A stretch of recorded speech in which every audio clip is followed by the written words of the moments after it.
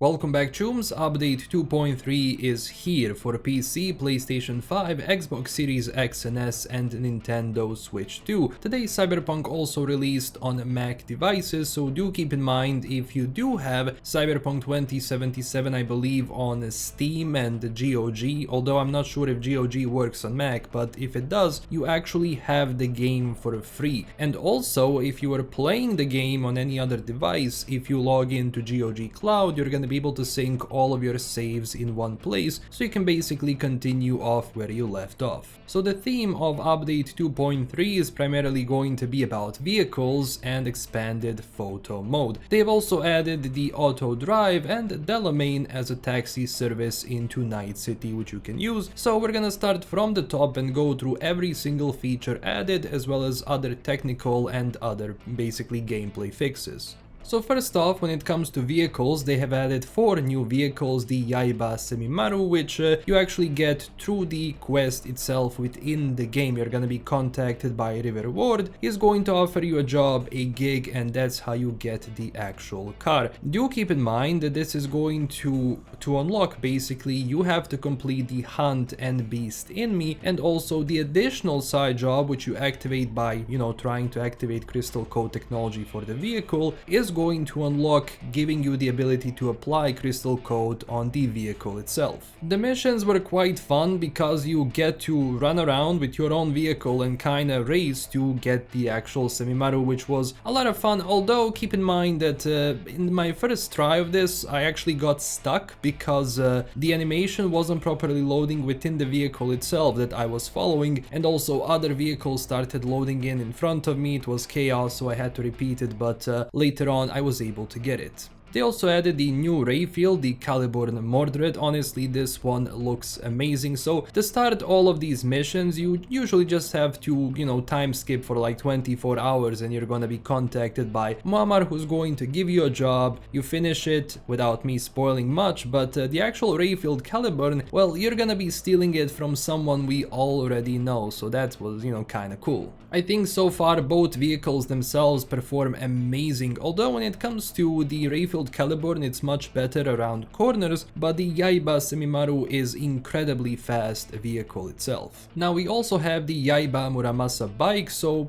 to basically unlock this you have to purchase at least one Yaiba vehicle, purchase 3 vehicles through AutoFixer, and complete reported crime you play with fire. Although if you fail the side job, as I said yesterday, the vehicle can be later purchased through the AutoFixer itself. In the AutoFixer itself we also have the Chevron Legatus Aquila. Now this is a big truck. Honestly, it's not that fast, but it's very durable, and at the same time this is an armored vehicle itself. The outside looks amazing because it's all like in graffiti, like the glass itself has been shot through with like bullets, so overall pretty cool, vehicle to have, although I'm not sure if I'm gonna be using it, all that much, but at least we're getting some variety. Now, one of the things which is interesting, and you can test it out, is the horn itself, which actually feels like a guitar riff, so that was kinda interesting. I am happy with the vehicles. Now when it comes to missions and quests, don't expect anything huge. Most of that stuff has been, kinda placed so that they don't have to record all of these crazy scenes or animate stuff too much, but overall when it comes to missions themselves, they were quick but kinda fun. Now next thing they have added is the AutoDrive option. So within your vehicle, basically, if you are on the road, you can select a location and your vehicle is going to drive you there. Although if you don't have any waypoint selected, the vehicle is just going to continue driving on and on again. So with it they also added the cinematic camera, which was kind of fun to see. Although when it comes to the cinematic camera, there has been some movements which has been stuttering because my frame rate, remained the same, but the actual camera movement which they, programmed into the, camera setting has been sort of stuttering from time to time, so that has been kind of weird, but overall it's really fun to actually go into AutoDrive. If you want to disengage AutoDrive, you just press any button on your keyboard, whatever, and your, V is going to place their hands on the vehicle, but if you just just want to continue and just, chill and look at Night City, that's also something you can do. Now, when it comes to bugs, overall I didn't really have that much, but from time to time there's gonna be vehicles in the actual like city who might, crash into you or something like that. That happened a few times when I was waiting at a traffic stop, and it kind of disengaged the AutoDrive, which was kind of annoying. Then that's something I actually said previously, like in my video yesterday, where you're going to have these bugs where the car in front of you is going to stop or something weird is going to happen and the AutoDrive is going to get confused. It wasn't again happening all that much, but there are definitely situations where it glitches out. Now, also when it comes to the vehicle speed of AutoDrive, I was surprised, because if there's not a single vehicle in front of you, your vehicle is gonna start, kinda speeding up. But overall it wasn't too much of a slow experience, but it was holding really well against, against other traffic and other NPCs, which usually can be a problem if you're driving the vehicle by yourself, because in this game NPCs tend to run into you when you drive. They do that animation in the back and they basically get out into the road without,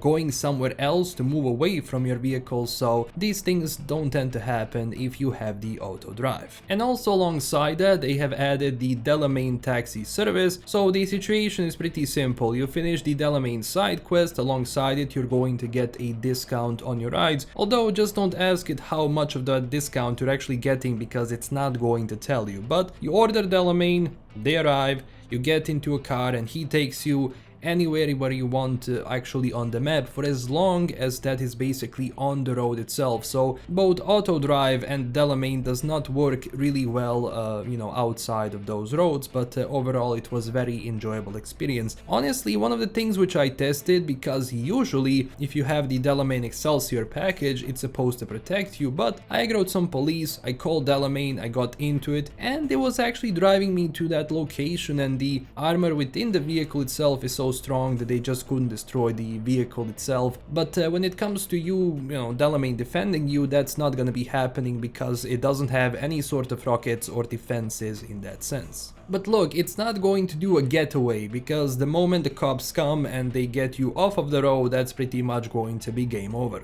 Now, alongside it, they also added the Rayfield crystal code technology for more vehicles throughout the game. Overall, you can go and test out your favorite vehicle, even those lower end ones, because they're actually going to have that technology. Because guess what, in the lore itself you have the hacker, the Cosmic Troll, who exploited the system of the Rayfield technology and basically cracked it for everyone to have, so your vehicle is going to have it. Now also do keep in mind that alongside other vehicles, including these new ones, you do have some unique patterns which you can unlock. So that means going around town and just scanning different vehicles to see if you're going to find a unique color scheme. Well, that's something I also recommend, because there are a lot of them. I mean, it's kind of cool that they keep adding the crystal coat on lower end vehicles, but yeah, I mean, you can now change or well customize more, to your liking. Now, alongside it, when it comes to vehicles, they fixed a very known issue where the unique color schemes did not properly work on the Mizutani Shion MZ1 and MZ2. That's been something people were talking about, and they fixed an issue where the unique color scheme could not be applied properly to the Villefort de Leon Vindicator.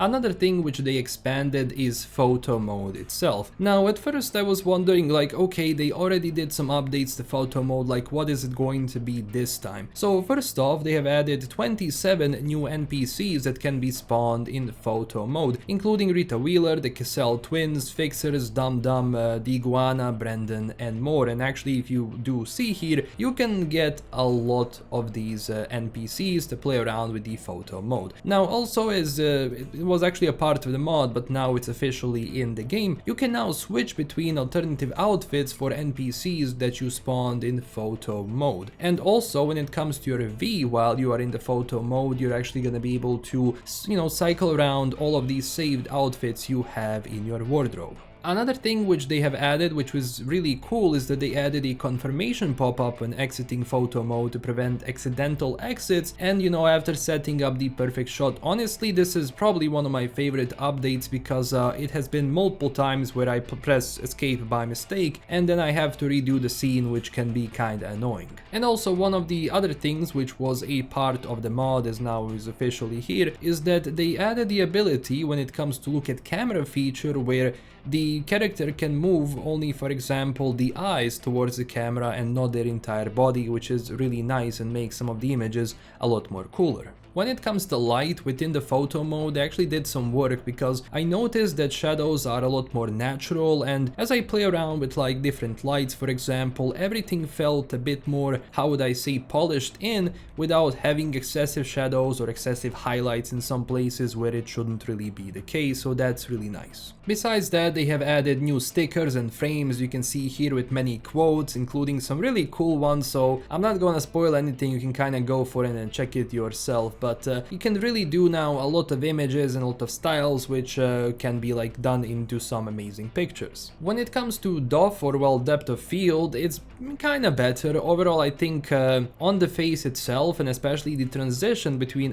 you know, aperture itself, I think it works better, but I still feel like sometimes the you know, DOF itself can be a little bit buggy, but it works a little bit better than it did in previous updates. Just how it applies, you know, towards character and basically which part of the thing you're going to kind of focus on, and then that transition between DOF, which is a lot more prevalent in real life cameras than it was actually here, so now it's a little bit more natural. And another thing which they added, which is honestly one of the coolest addition for photo mode, is the time and weather tab. So first off, yes, you can change the scenery, for example, if you want rain, if you want it to be sunny, cloudy, which time of the day, but they also added the ability to have time flow as you are in photo mode, which basically in some way enables you to film surroundings while in photo mode, have those really cinematic shots, because the world is gonna be, you know, moving now. So for my lore videos, I think this is probably one of the best additions they could have done, because usually these things are done through the, you know, free fly camera, then you go through like different DaVinci Resolve to like fix up the colors, but now within the photo mode itself, because you do have color balance and color correction, you can do a lot of stuff. So yes, the photo mode itself is a lot more powerful. I'm happy with the changes and additions, but for the future I hope that's gonna be everything when it comes to photo mode, because I think there are other things, like for example, you know, enhancing RV with different chrome, which could be sort of a cool thing for the future to kind of maybe implement into the game.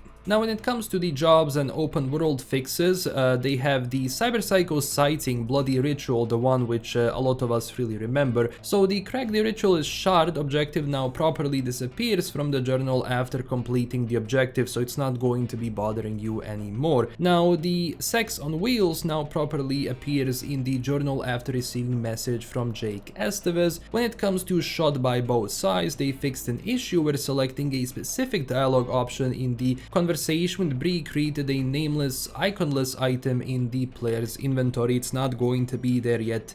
Thank you. And also, same quest, shot by both sides, they fixed an issue where the button to go to the lower level did not appear on the elevator panel, so if you're gonna be redoing it now, you're going to have these things fixed. When it comes to gameplay, they have fixed some things here and there, of course nothing too much, but I think these are sort of the biggest things that people were complaining about, at least on Reddit, because they fixed an issue where when using a controller in Trauma Drama, the controllable character would default to shooting upwards instead of forward, so that's cool. Players can now also drop more cyberware capacity shards if some within the intended drop limit were previously missed, so definitely check it out. They fixed an issue causing the automatic weapons to fire slower than intended. This was, I think, a problem for quite some time, so I'm really glad this was addressed. Now, they also fixed an issue where the official Bargest quest did not drop from the scripted airdrop as intended, so now it should technically drop. Now, for all of you engineers, keep in mind, the level 60 engineering perk no longer activates the EMP blast outside of combat or after entering a vehicle, and also they added the option to replay the gameplay tutorial at any time via settings and controls, so do keep it in mind. Now, when it comes to the PC specific additions, they have added the AMD Fidelity FX Super Resolution 4, although keep in mind this one is gonna be enabled after AMD releases their own update, so it's not available right now. Basically, Cyberpunk 2070 supports it now because CDPR has been working with AMD on this, and once the patch drops for the, you know, Super Resolution 4, it's gonna be available within Cyberpunk 2077 itself. But they have added support for the AMD Frame Gen 3.1 with basically compatible hardware. It can now be used in combination with any upscaler, so keep that in mind. Now also they have added support for the Intel XESS 2.0 with XESS's frame generation available on compatible hardware. I have tested all of these things out, or well, you know, 3.0 and the XESS 2.0 with alongside DLSS. I'm gonna be honest, maybe has something to do with me, but the AMD one is not really the best solution. As you can see in the gameplay, like a lot of these things are really blurry on the side and they're not really loading up properly. Maybe I did something, but the XESS 2.0 is looking a lot better. Honestly, it's a lot more sharper than the AMD, you know, counterpart, and overall I've noticed much less artifacting and things spawning in the background or losing too much quality if you're moving around the frame, etc, etc. But when it comes to DLSS, it's definitely a lot more prevalent. Now I will have proper testing for all of these things, but that's going to be a part of a much bigger video, because if I place everything here in this video, it's just going to be too long. Also keep in mind they have added support for the HDR10 Plus gaming certified Intel GPUs. Now to enable this feature you must support the technology, and actually in the patch notes themselves you can go find my display and see if your display supports it and have the actual game mode enabled. These sort of things are reserved for some of the best monitors out there who support it, so if you have a cheaper version of a monitor with, you know, cheaper version of HDR, or it's not even fully covered in that sense, you're not gonna be getting the best image as you would with a much higher end, you know, HDR supported monitor.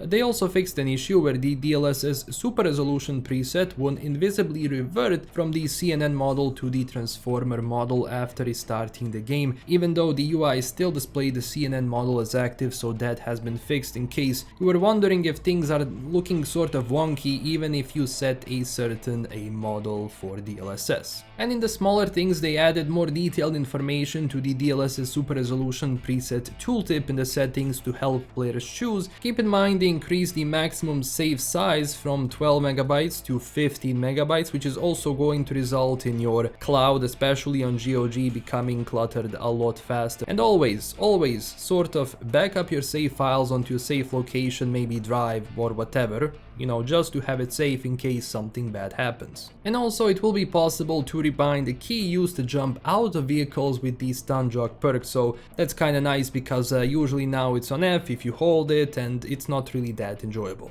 Because sometimes I press it by mistake, even if I want to exit my vehicle normally, we kinda just jumps out and I'm like, god damn it, I didn't want this. When it comes to console specific changes, they have added the VRR, which is the variable refresh rate, which basically like syncs the monitor, you know, refresh rate with the actual gameplay, you know, frame rate, so technically you should be getting better stuff. Although I'm pretty sure that's only for the performance mode, while the quality mode is still gonna be sort of running in 30 frames regardless if you're gonna be, you know, doing this on whatever PlayStation 5 Pro or Xbox Series X, it's going to stay. I believe in that, which is, you know, hopefully something they think about for the future, but we are getting into the 5th year anniversary for Cyberpunk 2077 soon, so maybe they have some PlayStation 5 Pro version which is gonna be, you know, coming out, who knows. And also they fixed an issue where foliage was not properly activated by weather conditions on PlayStation 5. When it comes to the miscellaneous fixes, keep in mind that they added the option to tell Johnny to go away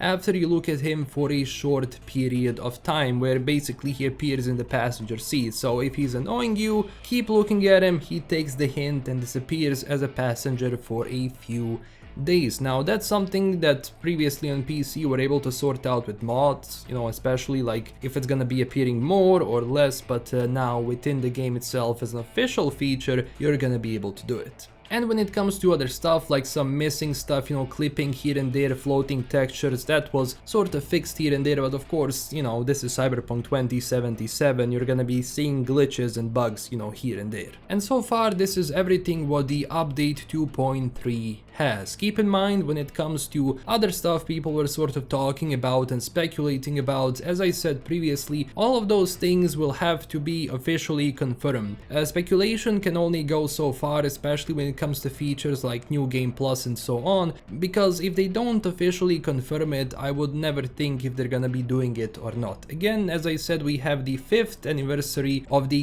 game coming out, so maybe they do something special for it, maybe not, we shall see what happens overall. But am I happy with this update? Definitely yes, I think it's fine, but for the future I do hope, at least if, you know, these bigger things are not gonna be happening with Virtuous, like as I said, all of the bigger features people want, I do hope they do some more customization for V, maybe in terms of, like, for example, more cyber arms, because you have different mods which allow you to have a lot of those things at your disposal, and sadly they're not officially available, so maybe those things can change in the future. Maybe they can find a way to, like, have, you know, cyberware NPCs have applied onto V, because it has been done through mods before. But again, you let me know down below in the comments, what do you think about all of this? Do you like the update? Do you dislike the update? Just let me know down below. Also, when it comes to your mods, keep in mind, if you have any mods and you did not disable them or you didn't delete those files, you're not gonna be able to start the game